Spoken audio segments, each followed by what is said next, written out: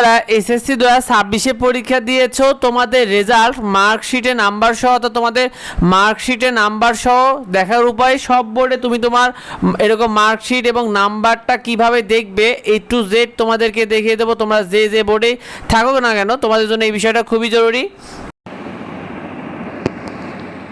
তোমাদের SSC result marksheet সহ সকল বোর্ডে দেখতে হলে তুমি এই যে গ্রেডলি যে অ্যাপটা রয়েছে এই গ্রেডলি অ্যাপটা কিন্তু প্লে স্টোর থেকে ইনস্টল করে নেবে। দেখো গ্রেডলি এই অ্যাপটা সবুজ কালার করা যে লোগোযুক্ত যে অ্যাপটা রয়েছে এই অ্যাপটা ইনস্টল করে ওপেন করে দেবে। এখানে তুমি কিন্তু সকল বোর্ডের মার্কশিট সহকারে রেজাল্ট দেখতে পারবে এই অ্যাপে। এই অ্যাপটাতে দেখা বলা আছে এসএসসি রেজাল্ট 2026-এ মার্কশিট সহ সকল বোর্ডের রেজাল্ট দেখুন, অর্থাৎ তোমাদের মার্কশিট সহকারে সকল বোর্ডের রেজাল্ট এখানে দেখতে পারবে।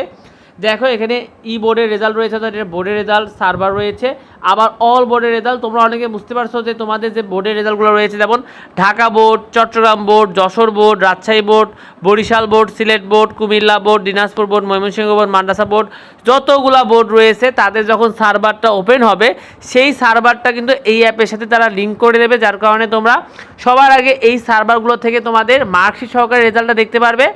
আবার তোমরা সেই সাথে কিন্তু এখান থেকে দেখো বোর্ডের রেজাল্ট রয়েছে, এখানে তুমি তোমার সিলেক্ট করো কিন্তু বোর্ডের রেজাল্টটা তুমি লিখতে পারবে।